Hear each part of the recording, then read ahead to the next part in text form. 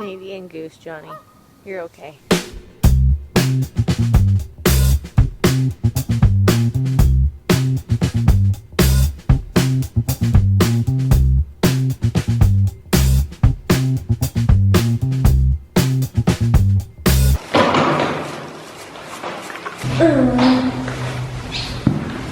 Okay, so people have actually asked about these boots?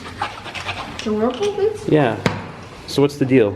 Normally they come with a air compressor, and you hook them up to the nozzles obviously, and then you've got air circulating water.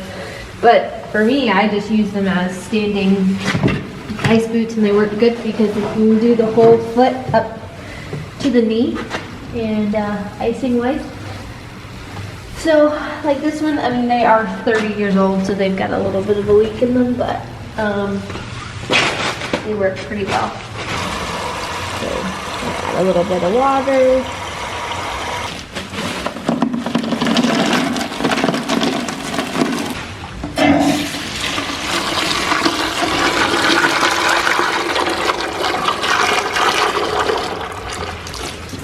So what's this fancy thing?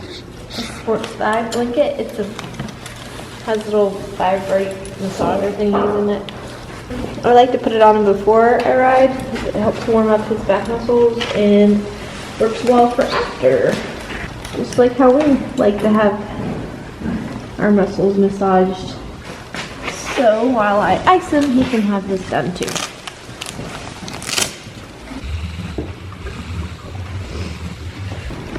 Yeah, icing it takes a while and it's boring, but I'm a good boy and I stand in my ice for the most part. We had our last run at Carolina, which he did well. We came back home and he had a little bit of a break, just getting ready to head back down to Ocala. I don't have any treats for you. So we head down to Ocala this week to train with David O'Connor and then Karen O'Connor. Today we just got in a gallop. He felt great and had a lot of horse during the gallop. I've also been working on incorporating, I have a lot of hills. I don't have a ton of space to gallop, so I have to do my gallops in the arena, but then I incorporate hill work as well. Doing that seems to do a pretty good job of helping him get fit. I also played a lot with him, just changing it up because we get a little bored of doing kind of the same work. So we played a lot bareback this week and just in the halter instead of like our regular gear. So that kind of helps keep things a little bit different.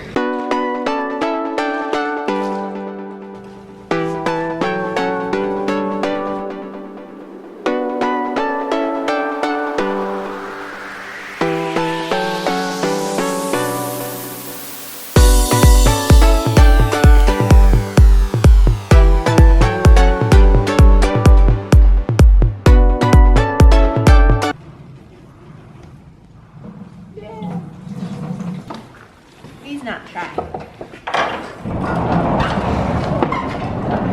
Hello, vlog. So I had a good gallop.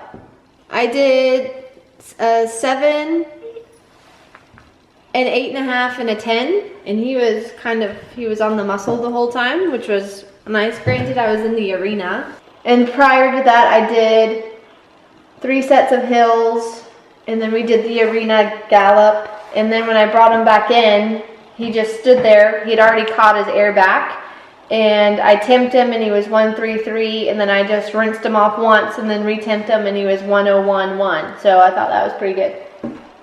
What's the temperature there? 75. Stop it. What's the temperature there? It's like 52. What? Okay, well, I'm gonna get to bringing in horses. Alright, bye. Bye.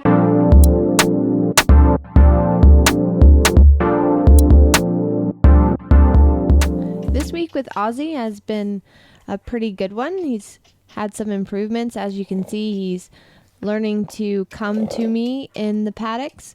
I'm here working with the saddle on him and the fly sheet. Now, I've already put the fly sheet on him and let him wear it in his stall first. And I've also worked independently with having the saddle on as well. So now I've kind of upped it a little bit by adding the fly sheet and the saddle. And I really like the fly sheet because it's a softer material, so it's not quite like a tarp where you have the noise, but you have more of sight and feel, which him being such a sensitive horse, I feel like the noise part of a tarp would be too much for him to handle. And so since his biggest thing is to be reactive and to run away from things, and he's strong, so he can. So getting him to wear it first was very important, so he learned to accept what it felt like to wear something. And now I'm just working on having him walk and having something in that line of sight where a rider's leg might happen, or sometimes you may take a jacket off, and that's where you can have your horse spook.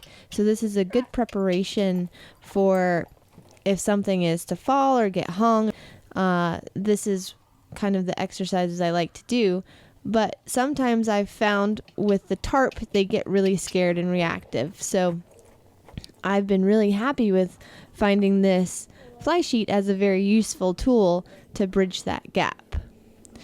So now that I've worked with the space in between myself and his body, I'm going to kind of up the ante a little bit by putting it and bridging the gap between him. So he gets very worried sometimes about touch still. He's still very guarded and has a lot of self-preservation, which is fine for an older horse that was recently out in the wild and lived out in the wild for a long time. He's actually been a pleasure to work with, and the biggest thing has been his reactive side of his brain, but he's finally starting to come around and to let his walls down and in thinking about it. I think he enjoyed the bit of the brain work. It seems sometimes the harder the stuff, he tends to enjoy it. So here was a huge deal for Ozzie. Being in a bigger paddock, he has been known to run away and kind of snort, which I've never been able to get on video. But now he's finally learning to not run away from me and to catch me. And so it was a really, really big day. He was relaxed. There was no snorting, and he was kind of happy to greet me. So he's been a great boy this week. It's so light. So this is the Race Safe, right there, the Race Safe Pro Event 3.0. This is what I use when I am competing. It's really light, and I don't know if you can see, so it's got the holes in it, which allows for airflow. And it is beta inspected, and it's a level 3, which is the highest level safety standards, and which is needed for cross country nowadays. I use this a lot for when I do a lot of my Mustang work, and these vests are really great because they give you a lot of protection and they're super safe, but you can also have a lot of movement and stuff in there. So they're supposed to be tight, obviously, but I have a lot of range of motion and I can do all kinds of stuff while still being safe. And like I said, when I work the Mustangs, this is really useful to have and handy in case you get kicked or whatever, and you have an extra layer of protection. So this is the one layer when we do cross country. And like I said, I really love this vest because it doesn't interfere with my riding. You still get a lot of spine protection, and it allows for movement. It's got for your armpit areas. It's nice and soft there, so you don't like rub holes with your arms.